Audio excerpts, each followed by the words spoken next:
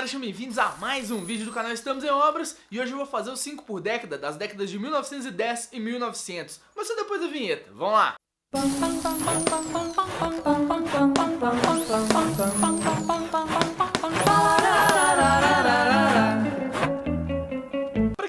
O projeto 5 por década, todos os meses eu assisto 5 filmes de uma década específica da história do cinema. Eu comecei em 2010 e hoje é o 11º vídeo dessa série, ou seja, eu terminei de dar o meu primeiro giro na história do cinema. Eu não vou fazer um balanço aqui sobre o que eu achei dos filmes, que eu vou deixar pra fazer isso lá em dezembro ou talvez em janeiro pra fazer uma retrospectiva de tudo que aconteceu. E a partir de agora, os 5 por décadas não vão ser mais 5 por décadas, eles vão ser 5 por décadas temáticos, eles vão ter um tema específico e eu vou pegar 5 filmes relativos a esse tema. Isso vai continuar até dezembro e em janeiro eu volto fazendo uma maratona pela história do cinema de novo. E o objetivo aqui não é fazer uma crítica cinematográfica muito elaborada, até porque eu não tenho cacife para poder fazer isso. Meu objetivo mesmo era pessoal, conhecer obras do cinema clássico, conhecer obras que eu nunca tinha visto e principalmente indicar elas aqui para vocês. E hoje eu vou falar de filmes da década de 1910 e 1900, o que carece um pouquinho mais de atenção, porque são filmes muito diferentes do que a gente está acostumado a ver hoje em dia. Todos eles são filmes mudos, em preto e branco, alguns não tem nem som, a estética deles é diferente, causa um estranhamento na gente, porque a gente está acostumado com outra linguagem de cinema, só que nem por isso eles deixam de ser filmes bons, e a maioria dos filmes que eu vou falar aqui, eles tiveram alguma influência muito grande na história do cinema. Então por isso que tem que ir com outros olhos para ver esses filmes antigos, alguns estão disponíveis no YouTube, quando eu tiver eu vou deixar o link aqui para vocês poderem ver, mas hoje eu quero falar de 5 filmes muito especiais da década de 1910 e 1900. Bora lá!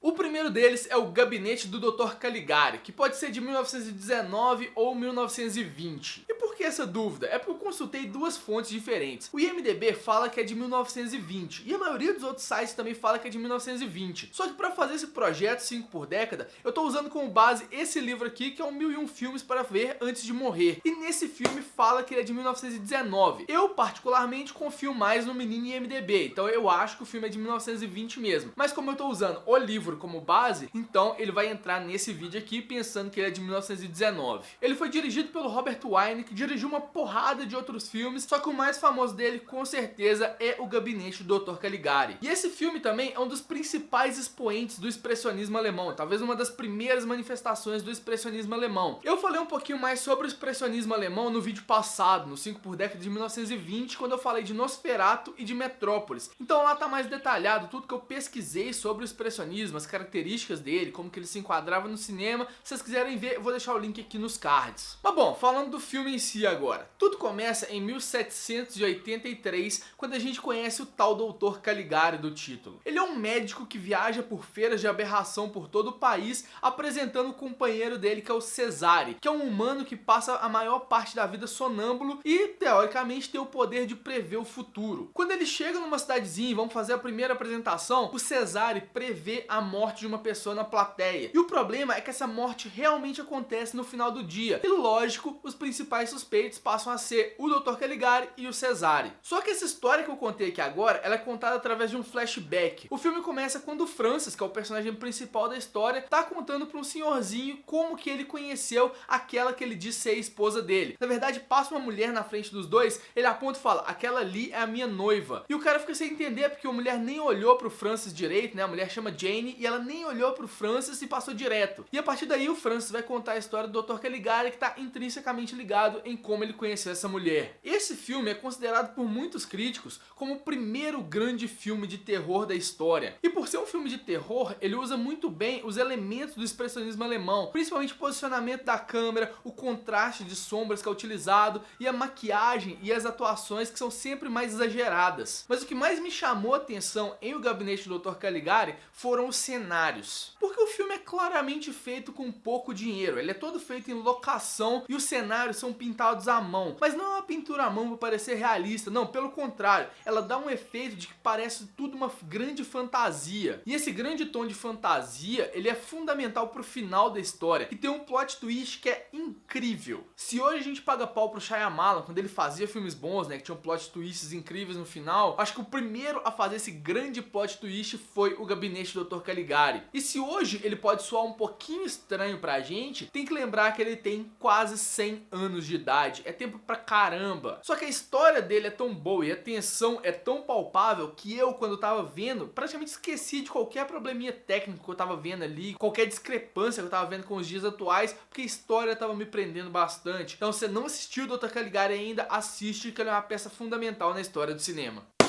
O segundo filme que eu vou falar aqui é Lírio Partido, de 1919. Esse é um filme dirigido pelo Griffith, mas não é o mais famoso dele. Se a gente olhar no IMDb, ele tem mais de 500 filmes cadastrados, sendo a maioria deles curtas. E os dois longas mais famosos dele são O Nascimento de uma Nação, de 1915, e Intolerância, de 1916. Esses dois filmes têm um papel fundamental para a técnica cinematográfica, que o Griffith trouxe muitas coisas novas para esses dois filmes, embora, por exemplo, O Nascimento de uma Nação, tudo que eu li dele foi sobre as polêmicas que ele gerou com relação ao racismo, que ele usa muito blackface, ele trata o tema de uma forma muito bizarra, e eu queria ter colocado ele nessa lista para poder assistir. Mas com certeza no próximo giro que eu vou fazer pela história do cinema, esses dois vão estar lá e eu vou falar sobre eles aqui no canal. Só que outra coisa que eu li bastante sobre o Griffith é que esses dois filmes não são os melhores dele. O melhor é Lírio Partido, esse que eu vou falar aqui agora. E mesmo não podendo comparar com os outros dois, eu achei a história de Lírio Partido uma história muito bonita. Ela tem um cuidado e uma tensão na narrativa que surpreende ela ter sido feita 100 anos atrás. É um filme que, sei lá, se fosse contado hoje em dia, ele ia ser um filme super singelo, super bonitinho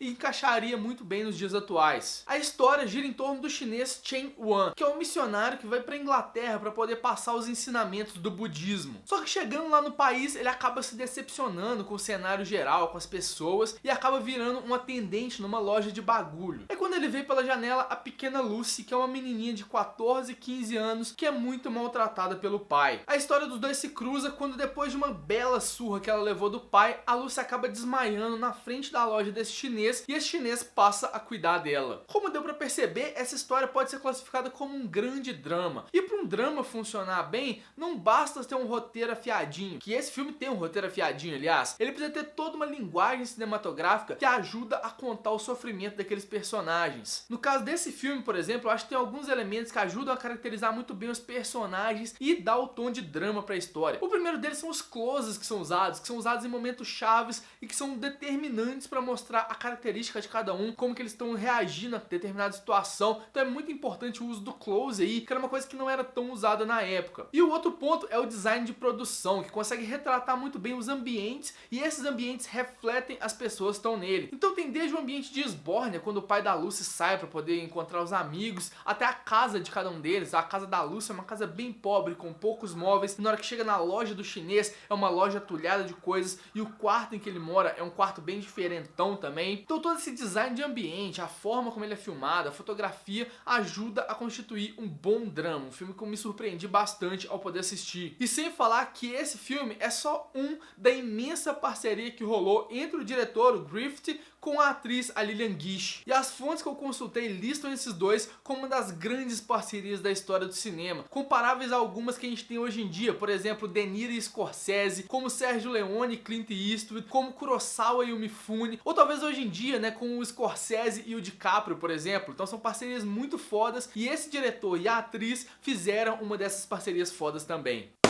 O terceiro filme que eu vou falar aqui é 20.000 Léguas Submarinas, de 1916. Aqui eu preciso confessar toda a minha ignorância com relação ao livro do Júlio Verne. Eu não sei nada de 20.000 Léguas Submarinas. Eu li pouquíssima coisa sobre ele, sei nada da história, e eu tô me guardando pra quando eu for ler o livro, que deve acontecer mais ou menos em dezembro ou janeiro. E pra aquelas pessoas que, tipo eu, não conhecem nada da história, deixa eu fazer uma pequena sinopse aqui pra vocês. 20.000 Léguas Submarinas conta a história do Pierre Aronnaud, e aí é francês, eu não sei como é que fala, me desculpa, que é um biólogo marinho francês que foi contratado para destruir uma criatura aquática assombrosa. Só que no meio do caminho o navio é destruído e ele e a tripulação são salvos pelo Nautilus. O Nautilus é o submarino do Capitão Nemo, que é um dos personagens principais dessa história aqui também. E é quando o Pierre e a tripulação vão para Nautilus que começam todas as aventuras de 20.000 Léguas Submarinas. Ou pelo menos foi isso que eu consegui absorver das sinopses que eu li do livro. Até porque, igual igual eu falei, eu não sabia nada quando eu fui assistir o filme, e o filme me deixou com um gostinho de que eu ainda não sei direito do que se trata a história. Eu não sei se ele foi fiel ou não à obra original do Júlio Verne, e se foi, eu espero que o livro aborde algumas coisas melhor do que foi contado no filme, porque ficou meio confuso no filme. E eu tenho que admitir aqui que de todos os filmes desses 5 por década que eu assisti, 20 Mil Léguas Submarinas foi assim, de longe o que eu menos gostei. Até porque eu tive muita dificuldade em assistir o filme, porque ele é completamente mudo, então minha atenção é muito dispersa assim. Então quando vai o filme mudo, não tem nenhuma trilha pra poder acompanhar, eu acabava me perdendo no meio do caminho, tinha que voltar algumas cenas pra poder assistir de novo, dava uns cochilos no meio do caminho. Então eu assisti 20 Mil Léguas Submarinas em parcela, depois eu assisti ele inteiro de novo, porque né, eu precisava assistir o filme todo, em vez de ser só em parcelinhas. Mas apesar disso, o filme tem uma coisa muito legal, que ele foi o primeiro a fazer filmagens subaquáticas. Na verdade ele não enfiou a câmera de embaixo d'água, nem nada desse estilo, mas ele arrumou um esquema de poder filmar o que estava acontecendo embaixo d'água. E isso é muito legal pra época, pensa que são 100 anos atrás, exatamente 100 anos, né, porque o filme é de 1916. Isso deve ter sido doido demais na época, mas quando a gente assiste hoje, essas cenas ficam meio enfadonhas assim, porque ele gosta de mostrá-las bastante, filma várias cenas no fundo do mar, coisinhas passando, um peixe passando aqui, outro peixe passando ali, então a gente perde a atenção mesmo, até por ser um filme completamente sem som, mas é aquilo que eu falei lá no início do vídeo, tem que assistir esses filmes já com a ideia da distância tecnológica que separa a gente deles. Eu não gostei tanto também da forma como a história foi conduzida, mas isso eu vou saber se foi bem feito ou não quando eu ler o livro e ter acesso ao material original, porque se o material original for muito bom, e eu espero que seja, né, porque é Júlio Verne, eu acho que o filme foi mal sucedido, mas se o material original for bem picotado igual o filme, então eles fizeram um trabalho digno do que era o material original, então não foi tão ruim assim. Porém, do jeito que eu tô vendo, eu não gostei tanto do filme. Mas a vantagem é que vai rolar uma nova adaptação de 20 Mil Léguas Submarinas prevista pra sair ano que vem. Ela tá sob o comando do Bryan Singer, que é diretor de 4 dos 6 filmes do X-Men, e tá prevista pra sair ano que vem. Só que a gente não tem informação nenhuma dela. Então agora é eu ler o livro, né, fazer um vídeo aqui pro canal e aguardar o filme, que eu espero que seja muito melhor que esse aqui que eu assisti.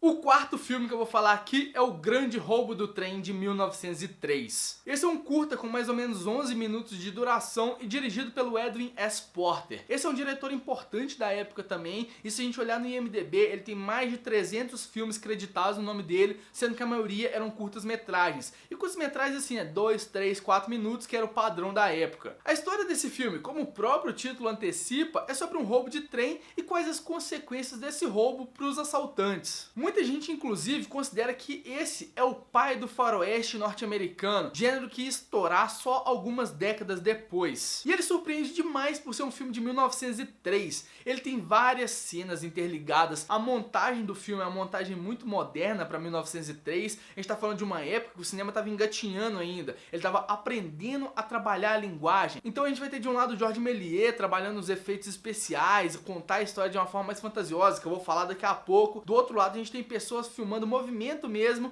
e aqui a gente tem o Porter fazendo uma história, contando uma história muito mais complexa do que a galera estava acostumada na época. E é essa complexidade que eu achei muito legal no filme. A montagem é muito bacana, a forma como as cenas se encadeiam, como que foi usado vários cenários para poder compor a história, achei isso tudo muito doido. E tem uma coisa muito legal que é no final do filme, ou no final ou no início, dependia de quem passava essa projeção, que um dos atores aponta uma arma para a câmera e atira, quebrando como se fosse a quarta parede e mostrando, tipo, a interação com o público, uma linguagem muito mais à frente do tempo dele, mostrando que ele entendia realmente que do outro lado tinha um público e que ele podia conversar diretamente com essas pessoas. Esse final de O Grande Roubo de Trem foi homenageado no final de Os Bons Companheiros, que eu falei no 5 por década de 1990, eu vou deixar o vídeo aqui pra vocês poderem ver. Só que na época eu não sabia que esse final era em homenagem a esse filme classicão. Agora eu sei, e agora fez todo o sentido de por que ele tá lá. Se eu conseguir deixar vocês um pouquinho curiosos para poder assistir esse filme, fica tranquilo que tem ele disponível no YouTube. Eu vou deixar aqui nos cards e na descrição, onde der pra eu colocar pra vocês poderem assistir. São 11 minutinhos, que vão ser 11 minutinhos muito bem gastos da sua vida. Vocês vão ver um pouquinho da história do cinema sendo construída ali.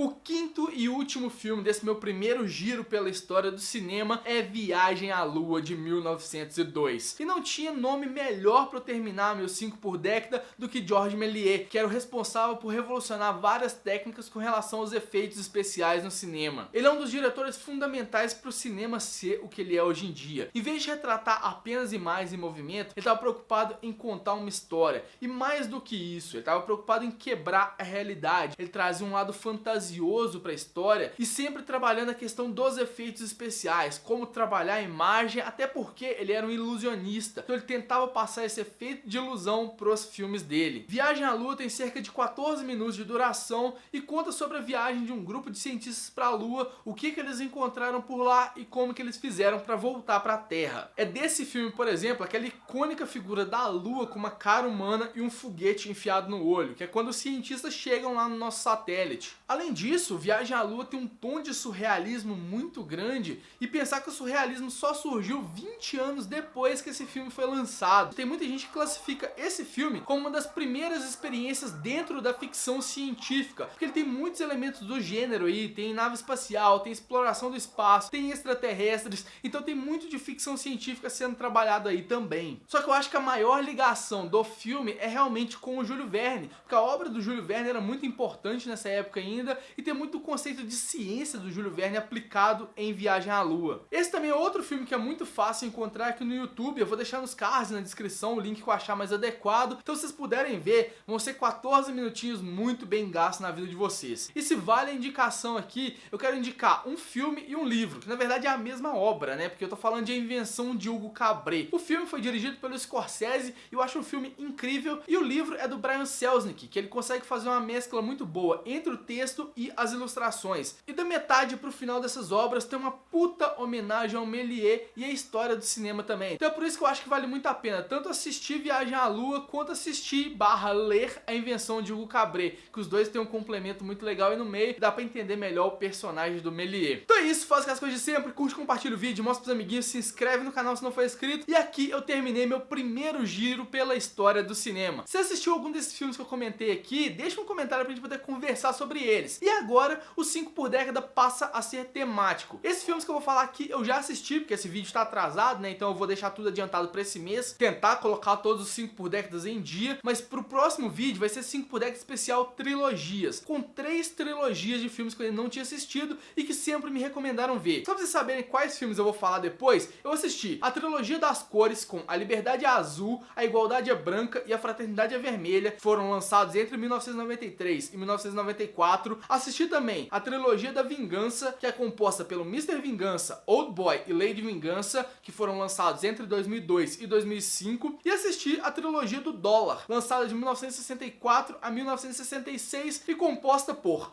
um punhado de dólares, por uns dólares a mais e 3 homens em conflito. Eu já assisti esses 9 filmes, o vídeo vai sair esse mês ainda, eu tô fazendo um roteiro, espero conseguir deixar tudo certinho pra esse mês. Então você tem mais ou menos uma semaninha, 2 semanas pra poder assistir algum desses pra gente poder conversar melhor no próximo vídeo, beleza?